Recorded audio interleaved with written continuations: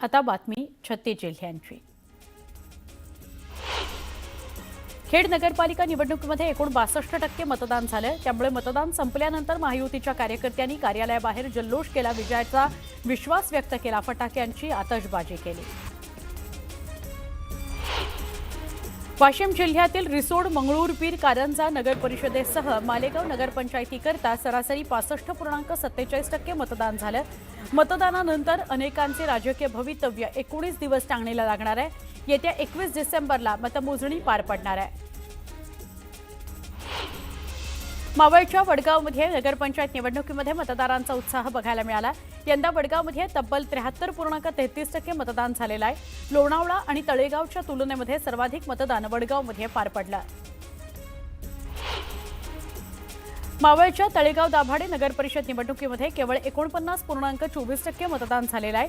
केंद्रावर जाऊनही नाव न मिळाल्यानं मतदान न करताच काहींना परतावं लागलं।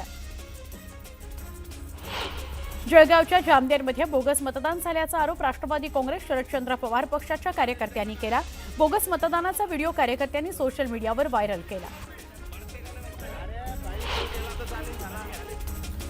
आगामी महापालिका निवडणुकीकरता मुंबई महापालिका प्रशासन सज्ज झालेलं आहे। सार्वत्रिक निवडणुकीकरता 20,000 कंट्रोल युनिट्स आणि 25,000 बॅलेट युनिट्स महापालिकेला नुकतीच प्राप्त झालेली आहेत। ही कंट्रोल युनिट्स आणि बॅलेट युनिट विक्रोळी आणि कांदिवली इथल्या महानगरपालिकेच्या गोदामात कडेकोट पोलीस बंदोबस्तामध्ये ठेवण्यात आलेली आहे।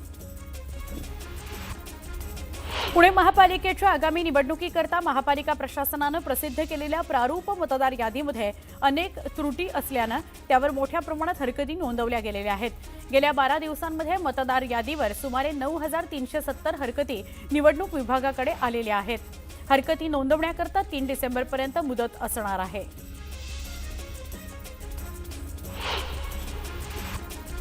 ज्येष्ठ समाजवादी विचारवंत पन्नालाल सुराणा यांचं निधन झालं। वयाच्या 93व्या वर्षी त्यांनी अखेरचा श्वास घेतला।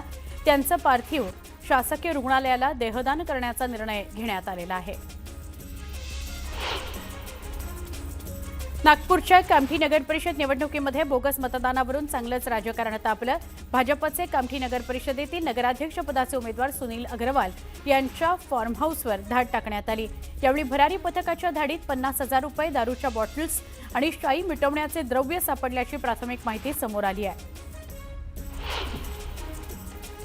नाशिकच्या सिन्नरमध्ये राष्ट्रवादी काँग्रेसच्या उमेदवारावर विषारी द्रव्य फवारून हल्ला करण्यात आला। हल्ल्याचा व्हिडिओ समाज माध्यमांवर व्हायरल झालेला आहे। पोलीस अधिकचा तपास करतायत। सोलापूरमध्ये बनावट आधार कार्ड बनवून बोगस मतदानाचा प्रयत्न झालाय। बार्शीतील प्रभाग क्रमांक 4 मधील केंद्र क्रमांक 5 मध्ये ही घटना घडली आहे। अंकुश साठे नावाच्या व्यक्तीविरोधात गुन्हा दाखल करण्यात आलेला आहे। सिंधुदुर्गच्या सावंतवाडीमध्ये मतदान संपताना तणावपूर्ण वातावरण होतं। भाजपचे विशाल परब यांच्या ताफ्यातील गाड्या अडवण्यात आल्या आणि तणाव निर्माण झाला। घटनास्थळी पोलिसांचीही उपस्थिती होती। जव्हार नगर परिषद निवडणुकीमध्ये भाजप आणि ठाकरेंच्या शिवसेनेच्या कार्यकर्त्यांमध्ये बाचाबाची झाली। एकमेकांकडे खुन्नस देऊन बघितल्यानं ही घटना घडली। पोलिसांच्या मदतीनं वाद नियंत्रणात आला। आमदार संतोष बांगर यांच्या विरोधात गुन्हा दाखल करण्यात आलाय। मतदान केंद्रात जाऊन मतदान कसं करावं याबाबत माहिती दिल्याचं समोर आलेलं होतं। दरम्यान आचारसंहितेचा भंग केल्याप्रकरणी बांगर यांच्यावर गुन्हा दाखल करण्यात आलाय। बीडच्या गेवराई नगरपालिकेमध्ये पंडित आणि पवारवाद बघायला मिळाला। यात अमरसिंह पंडित यांच्या पीएला मारहाण केल्याचे फोटो समोर आलेले आहेत। अमृत डावकर यांच्या डोळ्याला आणि पाठीला मार लागलेला आहे। भाजप आमदार तानाजी मुटकुळेंनी आमदार संतोष बांगरांवर जोरदार टीका केली। आमदार संतोष बांगर हिंगोली शहर आणि लोकशाहीला लागलेला कलंक आहेत असं म्हणत त्यांनी बांगरांवर निशाणा साधला। बांगरांनी मतदान केंद्रावर जाऊन मतदान प्रक्रियेत हस्तक्षेप केल्याचा आरोप आमदार मुटकुळे यांनी केला। नगर परिषद आणि नगरपंचायत निवडणुकीची मतमोजणी पुढे ढकलली गेलेली आहे। सगळ्या जागांचा निकाल आता 21 डिसेंबरला लागणार आहे। हायकोर्टाच्या नागपूर खंडपीठानं हा निर्णय दिला।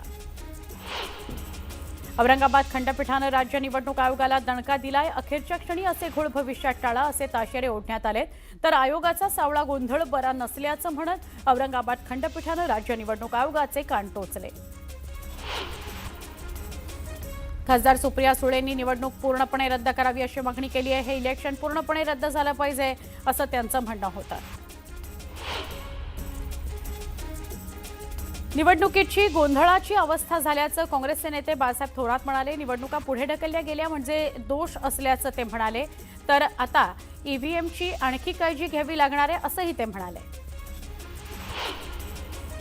मतमोजणीबाबत कोर्टानं निर्वाळा दिल्याचं वक्तव्य दादा भुसेंनी केलंय. तर कोर्टाचा निर्णय सगळ्यांना मान्य करावा लागणार आहे असंही ते म्हणाले. 21 तारखेपर्यंत मतपेट्या सांभाळाव्या लागणार आहेत असंही त्यांनी म्हटलं.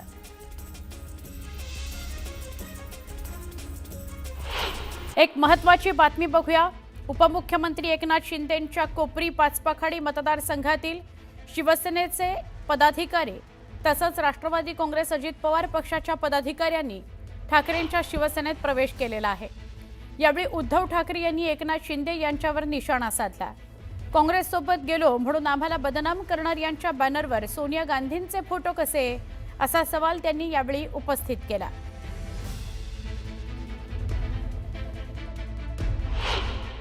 मला ती कल्याण डोंबिवलीची सभा आठवते की भाजप कसा शिवसेनेवरती शिवसैनिकांवरती अत्याचार करतोय म्हणून मी त्या मंत्रिमंडळात त्यांच्या मांडीला मांडी लावून बसू शकत नाही, त्यासाठी मी राजीनामा देतो आहे असं नाटक करणारा पण एक आपण बघितला होता. जे अजित पवार निधी देत नव्हते त्या अजित पवारांच्या मांडीला मांडी लावून बसलेले आहेत आणि काँग्रेस सोबत शिवसेना गेली, काँग्रेस सोबत गेलेली नाहीये. त्यावेळेला भाजपाने दगाबाजी केली, विश्वासघात केला म्हणून त्यांना धडा शिकवण्यासाठी म्हणून आपण महाविकास आघाडी केली. परंतु आता या ज्या काही नगर परिषदेच्या वगैरे निवडणुका चालल्या आहेत त्याच्यावरती सोशल मीडियावरती आता तुम्ही बघितलं असाल की त्यांच्याच पोस्टरवरती सोनिया गांधींचे फोटो आहेत. म्हणजे जे मला शिव्या घालत होते ते अगदी दिघे साहेब स्वतः आहेतच आणि बाजूला सोनिया गांधी. म्हणजे ही सगळी लाचारी ही सत्तेसाठी चाललेली आहे. पुन्हा एकदा वेगवान स्वरूपातल्या बातम्या बघूयात. विद्यापीठाच्या पदवी आणि पदविका प्रथम वर्षाकरता प्रवेशपूर्व अर्ज भरण्यास विलंब करणाऱ्या विद्यार्थ्यांना विद्यापीठानं दिलासा दिला आहे. शैक्षणिक नुकसान होऊ नये याकरता त्यांचे प्रवेश अर्ज स्वीकारण्यात येणार आहेत. त्यामुळे सुमारे 3 ते 4 हजार विद्यार्थ्यांच्या डोक्यावरचं वर्ष वाया जाण्याचं टांगती तलवार किंवा भीती ही दूर झालेली आहे. रायगड जिल्ह्यातील एकूण 10 नगरपालिकांच्या निवडणुकीकरता काल मतदान पार पडलं. 10 नगरपालिकांपैकी सर्वाधिक 85.35% मतदान माथेरान नगरपालिकेकरता झालं, तर मुरुड जंजिरा नगरपालिकेकरता 73.89% मतदानाची नोंद झाली आहे. पुण्यातही आलिशान घरांच्या मागणीत मोठी वाढ नोंदवण्यात आली आहे. यामुळे येत्या 3 वर्षांमध्ये पुण्यात आलिशान घरांच्या किमतीत 29% वाढ झालेली आहे. पुण्यात आलिशान घरांचा दर प्रति चौरस फूट 15,200 रुपयांवर गेला आहे.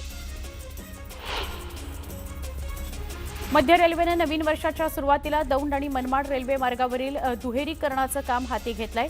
त्यामुळे 4 ते 25 जानेवारीपर्यंत काही मार्गांवरील गाड्या रद्द करण्यात आलेल्या आहेत. यामध्ये नागपूर, अमरावती, सोलापूर, लातूर, नांदेड, पनवेल या मार्गावरील सुमारे 15 येणाऱ्या जाणाऱ्या गाड्यांचा समावेश आहे. कोस्टल रोडच्या बोगद्यांच्या बांधकामाची गुणवत्ता तपासण्याकरता बोगद्यांमध्ये सेन्सर्स बसवण्याबाबत महापालिकेने विचार करावा अशी सूचना कॅनेडियन बोगदा तंत्रज्ञान विषयक शिष्टमंडळानं केली आहे. या शिष्टमंडळानं मंगळवारी मुंबई किनारी रस्ता दक्षिण आणि उत्तर तसंच गोरेगाव मुलुंड जोडमार्ग प्रकल्पांची सविस्तर माहिती घेतली आहे. ठाण्यातील खड्ड्यांमुळे विविध अपघातात 18 जणांचा मृत्यू झालाय. हायकोर्टानं याची गंभीर दखल घेत पालिकेला फटकारलेलं आहे. रस्त्यांची तुम्ही योग्य ती देखभाल का करत नाही असा सवाल करत ही परिस्थिती सुधारण्याकरता पुढच्या मॉन्सूनची वाट पाहायला लावू नका अशी तंबी न्यायमूर्ती रेवती मोहिते डेरे यांच्या खंडपीठानं ठाणे महापालिकेला दिली आहे. मुंबई मेट्रोमध्ये शालेय विद्यार्थ्यांना मोफत प्रवासाची सुविधा देण्यात यावी अशी मागणी शिवसेनेच्या वतीनं मुख्यमंत्री देवेंद्र फडणवीस यांच्याकडे करण्यात आली आहे. मेट्रो रोडचे भाडे हे शालेय विद्यार्थ्यांकरता परवडणारे नसल्यानं शालेय विद्यार्थ्यांकरता मोफत प्रवासाची सुविधा उपलब्ध करून देण्यात यावी अशी मागणी शिवसेना नेते खासदार अनिल देसाई यांनी मुख्यमंत्री देवेंद्र फडणवीस यांच्याकडे पत्राद्वारे केली आहे.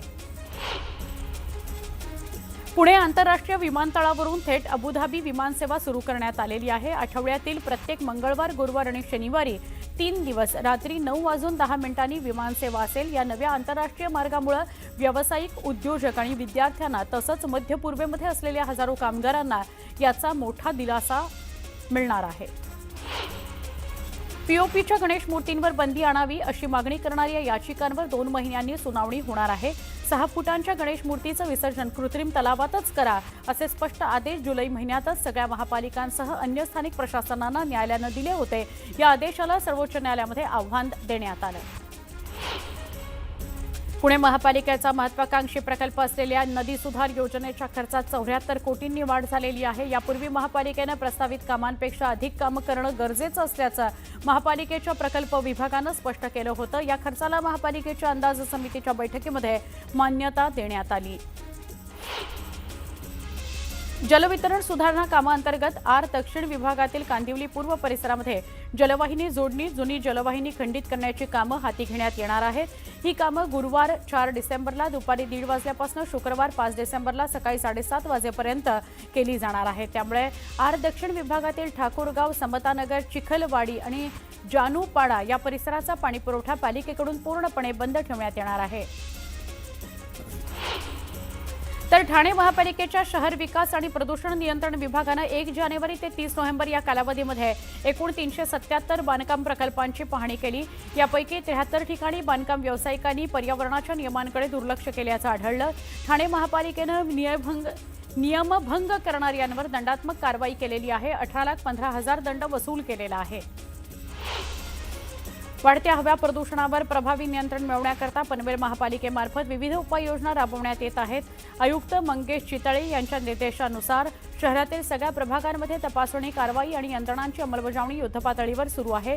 महापालिका प्रशासनानं प्रदूषण नियंत्रण नियमांचं उल्लंघन करणाऱ्या पालिका क्षेत्रातील 169 बांधकाम व्यावसायिकांना नोटिसा बजावल्या आहेत. नालासोपारा पूर्व प्रगतीनगर परिसरामध्ये ड्रग्ज माफियांनी हैदोस घातला. पुणे शाखा 2च्या पथकानं अंमली पदार्थ वाहतूक करणाऱ्या एका नायजेरियन व्यक्तीला रंगेहात अटक केली. तुळींज पोलीस ठाण्याच्या 100 मीटरच्या आत ही कारवाई झाल्यानं तुळींज पोलीस ठाण्याच्या कार्यक्षमतेवर प्रश्नचिन्ह निर्माण झालं. चंद्रपूर जिल्ह्यातील राजुरा नगर परिषद निवडणुकीमध्ये तणावपूर्ण वातावरण बघायला मिळालं. शिवसेना शिंदे गटाचे नगराध्यक्षपदाचे उमेदवार राजेंद्र डोहे यांनी भाजप कार्यकर्ता गजानन कुलकर्णी यांना मारहाण आणि शिवीगाळ केल्याचा आरोप आहे. या घटनेनंतर भाजप कार्यकर्त्यांनी पोलीस ठाण्यामध्ये ठिय्या आंदोलन केलं. IAS अधिकारी कल्पना भागवतनं चक्क माजी कुलगुरूंकडूनच IAS असल्याचं सांगून पैसे उकळल्याची आश्चर्यकारक बाब समोर आली आहे. या प्रकरणी राष्ट्रसंत तुकडोजी महाराज नागपूर विद्यापीठाचे माजी कुलगुरू तथा माजी उच्च शिक्षण संचालक डॉक्टर शहाबुद्दीन नसीरुद्दीन यांचा सिडको पोलिसांनी रात्री उशिरा जबाब नोंदवून घेतला. संगमेश्वर तालुक्यातील शिवणे सनगरेवाडी या परिसरामध्ये साक्षी मंगेश पवार या महिलेवर बिबट्यानं हल्ला केला. बिबट्यानं हल्ला केल्यावर महिलेनं धाडस दाखवले आणि बिबट्याला पळवून लावलं. शहापूरच्या खर्डीमध्ये अखंड हरिनाम सप्ताहाचा सुवर्ण महोत्सवी वर्ष साजरं केलं जातं. या सोहळ्याला हजारोंच्या संख्येनं भाविकांनी गर्दी केलेली आहे. ठाणे महापालिकेच्या शहर विकास आणि प्रदूषण नियंत्रण विभागानं 1 जानेवारी ते 30 नोव्हेंबर या कालावधीमध्ये एकूण 377 बांधकाम प्रकल्पांची पाहणी केली. यापैकी 73 ठिकाणी बांधकाम व्यावसायिकांनी पर्यावरणाच्या नियमांकडे दुर्लक्ष केल्याचं आढळलं. ठाणे महापालिकेनं नियमभंग करणाऱ्यांवर दंडात्मक कारवाई करून 18,17,000 दंड वसूल केला आहे.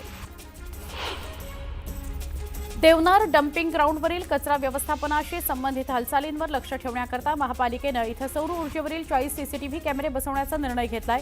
पुढील 2 वर्षांकरता ही प्रणाली भाडेतत्वावर घेण्यात येणार आहे. कोकणातून पुणे शहरामध्ये प्रवेश करण्याकरता वाहतूक कोंडीमुळे होणारा त्रास कमी करण्यासाठी चांदणी चौक ते भूगाव रस्ता विकसित करण्याचा निर्णय पुणे महापालिकेने घेतलाय. या भागामध्ये उड्डाणपूल तसंच ग्रेड सेपरेटर तयार केला जाणार असून या दोन्ही कामांकरता महापालिकेनं 203 कोटी रुपयांचा खर्च करण्याचा निर्णय घेतलाय.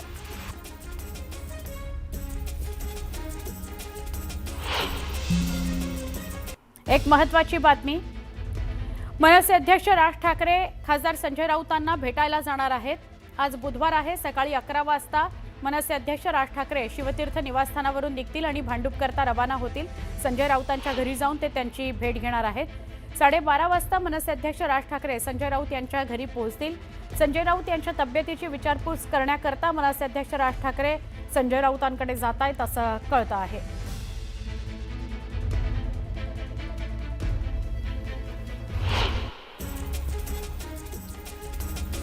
उत्तरेकडून येणाऱ्या थंड वाऱ्यांमुळे राज्याच्या तापमानात घट झाली आहे. पुढील काही दिवस थंड वाऱ्याचा प्रभाव कायम राहणार आहे. यामुळे राज्यातील काही भागात थंडीच्या लाटेचा इशारा देण्यात आलाय.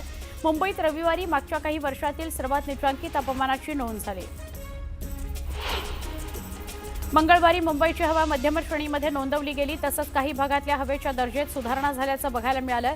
याचबरोबर शिवडी, पवई आणि मुलुंड या भागात समाधानकारक हवेची नोंद झाली. मुंबई शहरामध्ये हवा कुठल्या ठिकाणी किती खराब आहे याची अचूक माहिती आता मिळू शकणार आहे. IIT कानपूर आणि पालिकेच्या समन्वयातून मुंबईला लवकरच स्वतंत्र हवा गुणवत्ता निर्देशांक मोजण्याचं व्यासपीठ उपलब्ध होणार आहे. मानस असं या उपक्रमाचं नाव आहे. मुंबईच्या हवेच्या गुणवत्तेची रिअल टाईम माहिती या माध्यमातून उपलब्ध होईल. मुंबई महापालिकेनं शहर पूर्व आणि पश्चिम उपनगरांमधील वाढतं वायू प्रदूषण रोखण्याकरता 28 ते 30 नोव्हेंबर दरम्यान रस्ते स्वच्छता आणि धूळ नियंत्रण मोहीम हाती घेतली. या मोहिमेमध्ये 570 मेट्रिक टन कचरा, 95 मेट्रिक टन टाकाऊ वस्तू, 18 टन राडारोडा हटवण्यात आला.